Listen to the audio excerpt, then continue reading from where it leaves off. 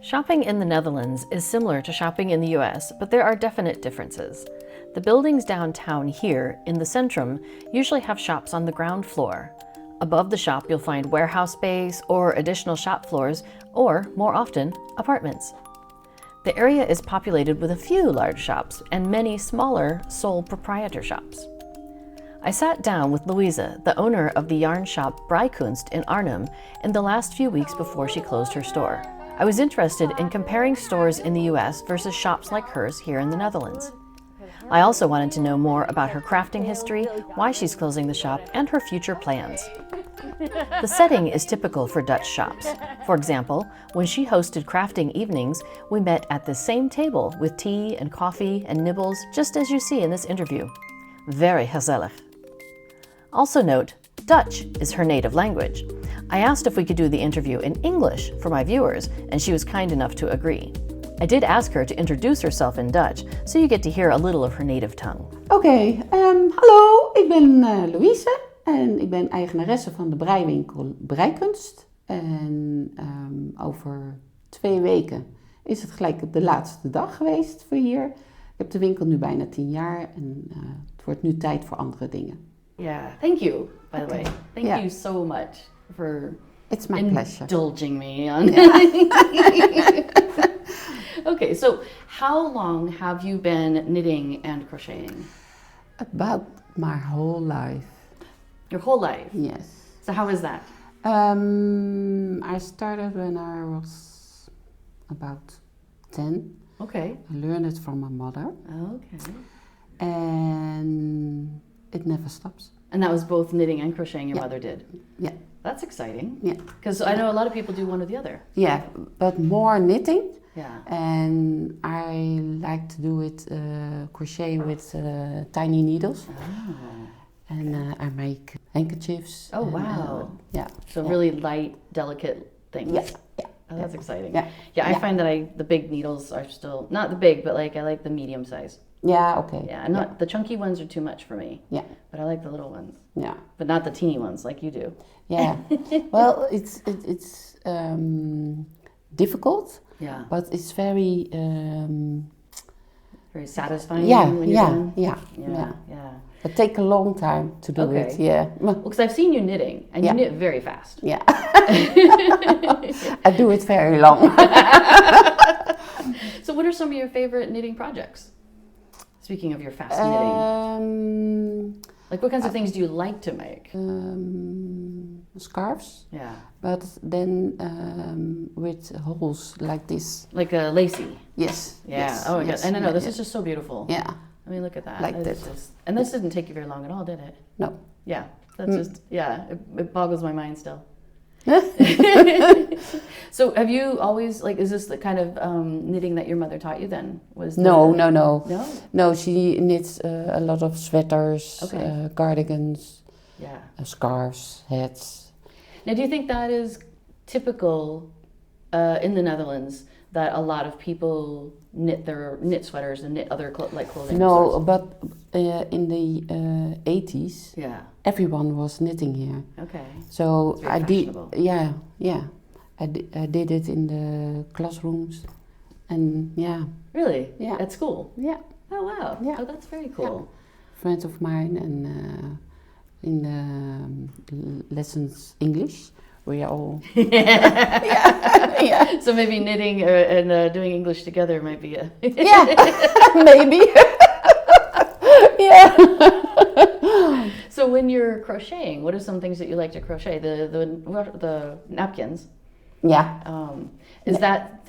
Were the napkins also what your mother taught you, or did she teach you different crochet projects? No, she did crochet, but not so, not a lot. Okay. It's tiny projects. Okay. And I like to do very big scarves, and also in lace. That's so cool. Crochet, yeah. Yeah. So what are some projects that you have done that you have found most rewarding or most challenging? Fair owl knitting. Oh, the fair, with colors. Okay. Yes. Yeah. And that's what I like it most. Is it Yeah. you find that challenging too with all the color changing? Yeah, a lot of counting. Oh yeah. Yeah. Yeah. And You can't get that wrong. Yeah, but when I'm counting, I don't think of any else things. Yeah, it's just very Yeah, it's meditative. relaxing. Yeah. Oh, that's Yeah. nice. Yeah. I'm not at that point yet. It's coming. So you've got this knitting and crocheting that you've been doing since you were, a younger child, and it's obviously stayed with you as you go through school and become an adult and so forth. Yeah. So, was there any point where you put it aside for a while, or was it kind of stick with you? In the 90s when I was starting to work, I worked at about 2 years in a knitting shop. Oh. But then around the Netherlands, it stops knitting. So I worked in clothes shops. So there were a lot of knitting shops that then had to close because it was no longer a fashionable thing to do? Yeah. Okay. Yeah. A pity, but yeah, definitely. Yeah. What a jammer. Yeah. Yeah. So about 20 years ago, I picked it up. Okay. And I get an opportunity to start a shop. Yeah. So how did that come about? I was very curious about that. Yeah. Well, I was knitting, and I quit my job because my daughter has problems at school. Oh, yeah. So I was at home, and then I was knitting and crochet. And I learned somebody she has an online shop. Okay. And she wants to start a really shop. Like a brick and mortar? Yeah. And she wants to do it with someone. So I come in the picture and we started it. Okay, so you started a store with somebody else to begin with? Yeah. And that was how long ago? Like 10 years. And that was at another location here in town, right? Okay, because I've heard a little bit about that. Yeah. And then that lasted for a little while. Yeah. And then did she decide that she was done? We've got problems. Business partnerships can be complicated. So you decided to go separate ways? Yeah. Okay. Fair enough. Yeah. So then you both had the store. Yeah. And then you had to, I guess kind of like a divorce. Yeah. Split the store. Mm-hmm. And then she decided, it sounds like, to no longer do a physical store. Yeah. But you wanted to keep doing it. Yeah. Okay. And is that when you ended up at this location? No. Not yet. I was there about 5 years. Okay. And now here 4 years. Okay. Yeah. But it's enough now. Yeah. Yeah, I was curious. Had you thought about doing an online store? So then you would still have access to all those yarns and still sell it to people, but it really doesn't bring you joy, does it? No. That idea. Then I'm only busy with making a package for customers. Right. And then you don't spend time seeing the customer, interacting. So it would take away the parts that you like, which is spending time with people, helping them learn, as you have done with me. Yeah. So no online. That makes sense. Yeah. Yeah. Mm-hmm. I know. I'm definitely going to miss having the access to the yarns that I have had, though. Yeah, me too. Yeah. Yeah, I was going to say. But you had your choice. I can't do all that things anymore. No, it's too much and... Yeah. No, that's really smart. I really appreciate that. You kind of saw where you're at and you're like, okay, this I'm enjoying, this I'm not enjoying. I want to do more of this. Yeah. How do I make that happen? Yeah. Because, again, I'm thinking from an American perspective. It seems like a lot of people get stuck in I need to pay the bills. Yeah. And so I cannot let go of the business until I have a different way that I'm making money. And so a lot of resentment comes into that. And so I know it's really hard for people who are doing something that can be considered a hobby to people. Like for me, it's a hobby. I don't make a living doing this, but I come to you, who does make a living, so I can learn and do and find the yarns and all of those things. And I know for people who are the artisans in the craft, who are the getting or creating things and selling them, or creating patterns and selling them, it can be really hard to maintain that joy for what you have, and without it becoming a burden or an obligation. So that's really neat that you've been able to see that. And they like on time. On time. On time. That's so cool. So you've decided that the retail experience has been fun. But you've kind of you've experienced that as much as you'd like to. It sounds like. And you had mentioned that you have a real passion for teaching people. And so tell us a little bit more about this next phase that's coming. Well, in August, I want to start with workshops, only for knitting and crochet, different techniques. Techniques. And I want to coming the summer, I want to prepare it, and then I started. So spend the summer doing your preparation, and then in the fall, be ready to go with workshops. So so workshops it sounds like, or teaching other people how to do things is definitely a passion of yours. And have you been able to do much of that while you've had the store? Yeah, but it's difficult to do it both. Right. Yeah, to balance that. It's very difficult. I want to give all the attention for customers. So I can't be at two places at the same time. So that makes sense. Yeah. Well, I know a lot of people are very sad that you're closing down the store. Yeah, I know.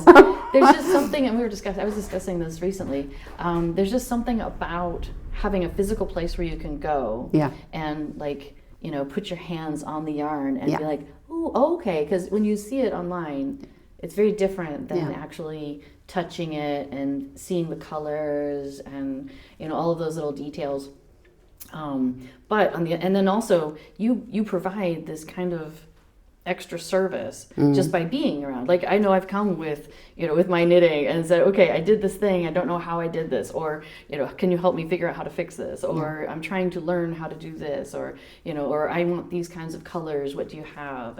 And so having that resource at a physical store is just you can't, there's no price you can put on that, and yet you have to put that price into your physical things in order for us to buy them, to continue to support you doing those services for us, the customer. So excuse me, I'm really glad that you're going to be doing the workshops though, because you have so much to teach and so much to share. And I'm very excited about that. Thank you.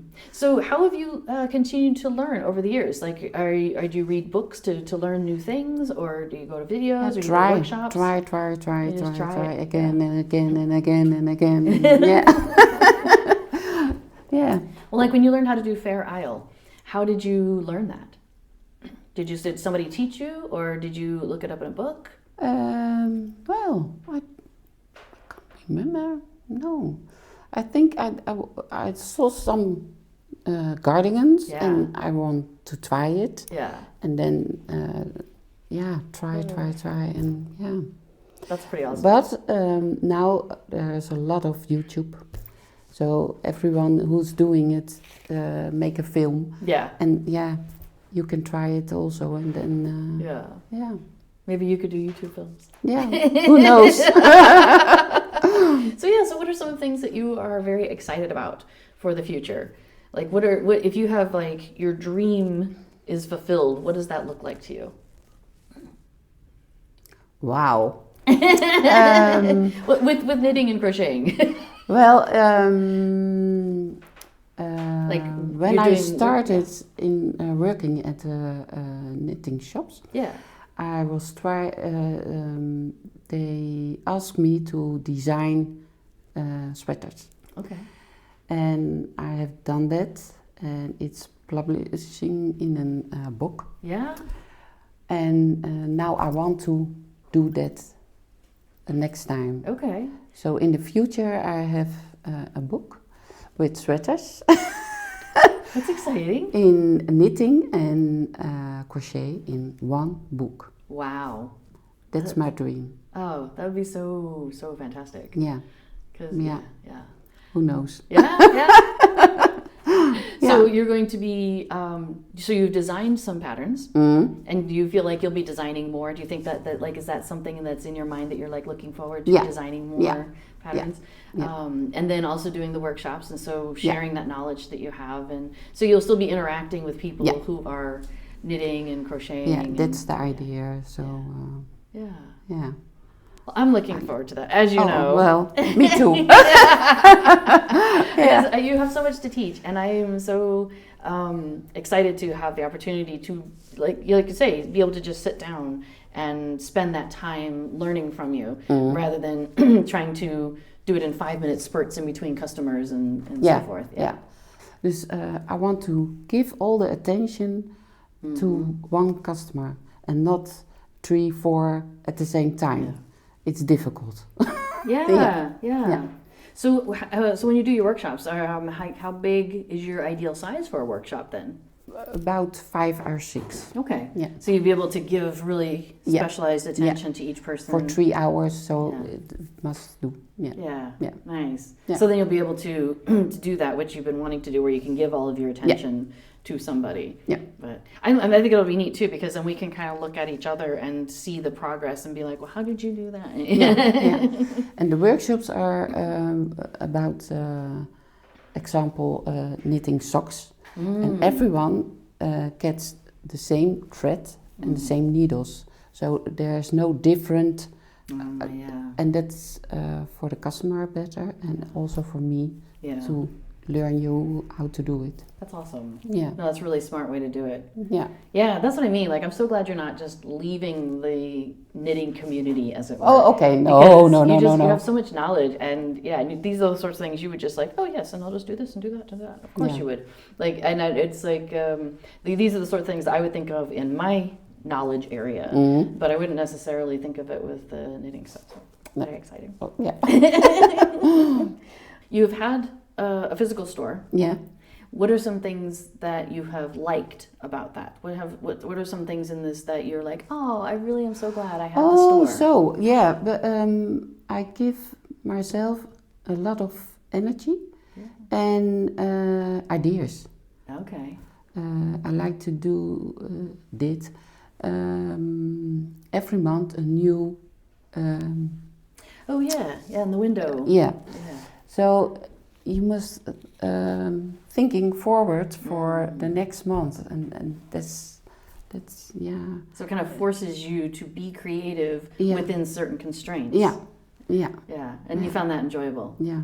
I do that too, and it's really interesting because people are always like, oh, if I had all the time in the world, and then once you have all the time in the world, and then you don't do anything, and you're like, well, I need parameters. I need guidelines. Yeah.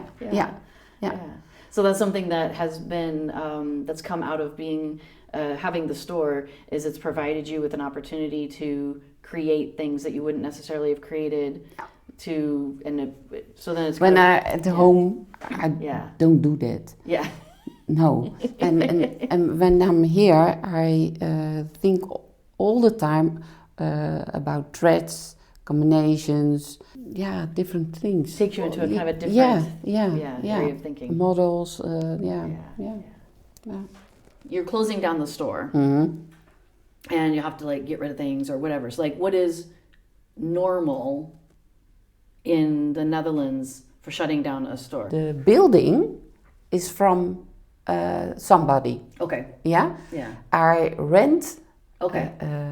From him this space. Okay. And all what in it is from me. You brought everything. Yeah. Like what are like the wallpaper? Yeah. So do you have to take that down, or do you just leave it? Oh, you do? Yeah.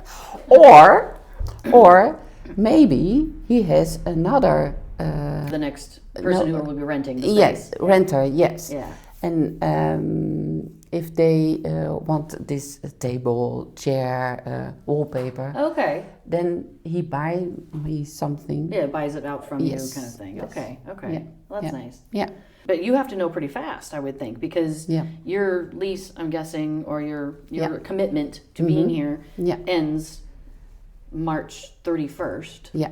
So you have to know by March 31st, you have to take the Yeah. wallpaper down. Are the furniture pieces Yeah. going with you? Yeah.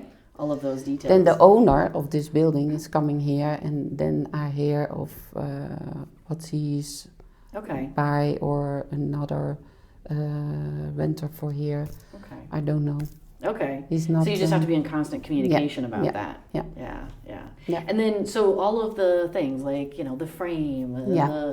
the lights. I know the lights is a thing. That's different between the Netherlands and the US.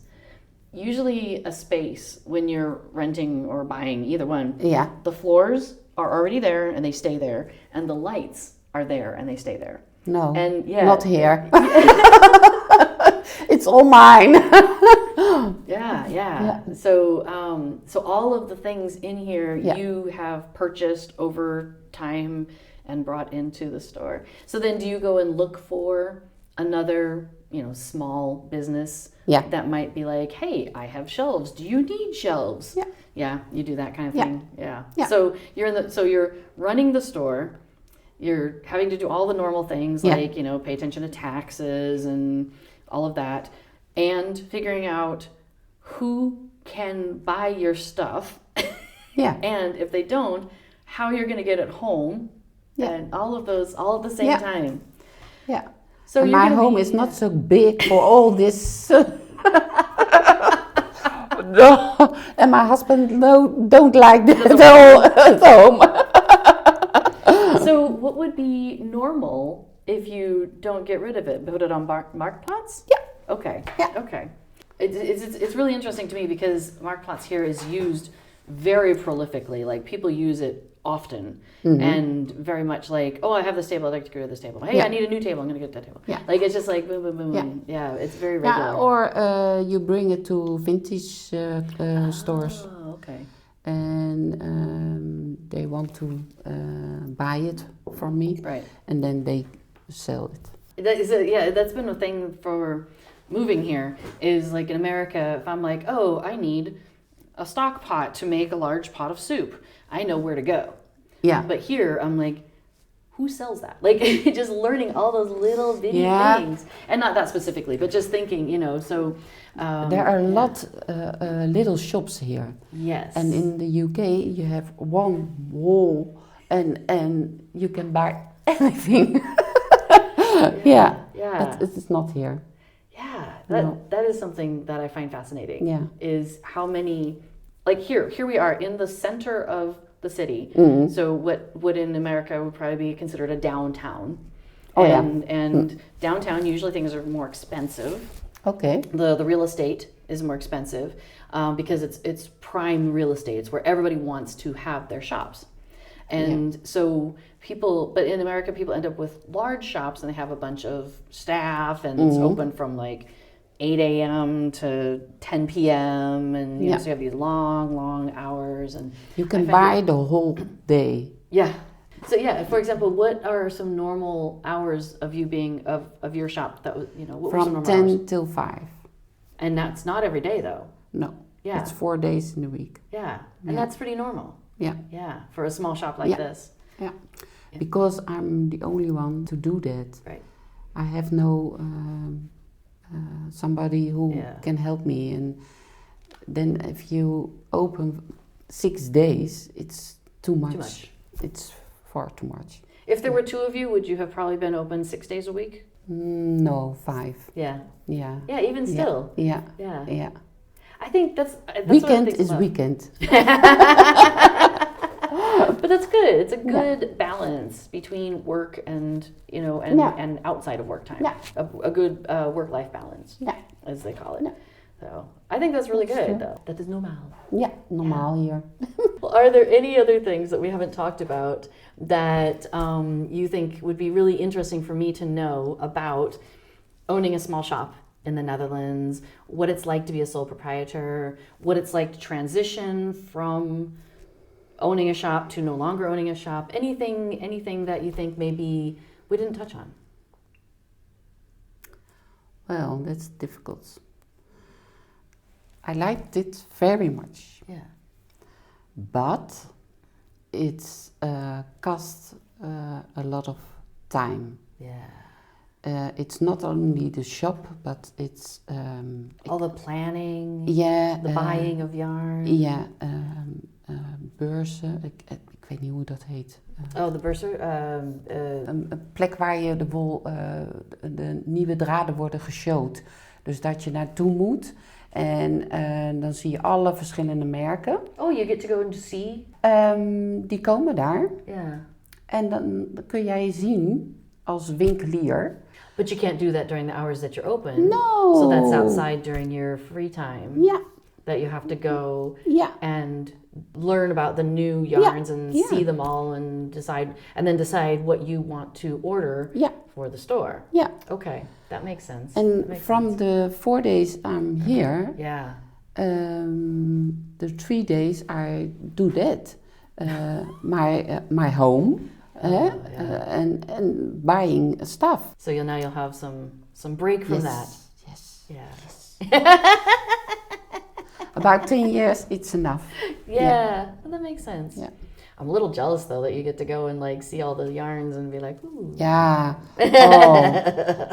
It's Did it get old? terrible. You see so much.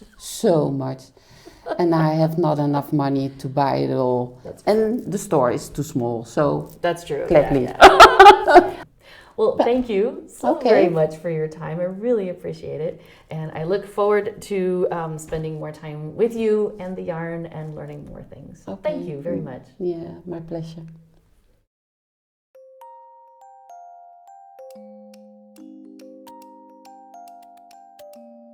Moving to the Netherlands, one of the ways we found our feet and felt more part of the culture has been through our hobbies. I've been very grateful for Louise's advice and help and providing a place where I could come and be a part of Dutch culture in action. She's also been very encouraging of this crocheter trying out knitting. Hey, why not add another challenge to the stack of challenges of living in a new country, right? One of my goals with these videos is to highlight some of the differences between daily living in the US versus daily living in the Netherlands. I hope that by calling attention to some of the small details and then letting you just experience things for the length of the video, that you can start to get a feel for what it's like to be here. If you've ever moved to a new culture, let us know in the comments some of the ways that you found a home within that new culture, and maybe some of the things that you brought with you and kept from your previous home. A huge thank you to Louisa for making the time for this interview, and I look forward to following you in this next phase in your creative endeavors. Thanks for joining us today as we continue to explore the Netherlands and Dutch culture. Until next time, tot ziens!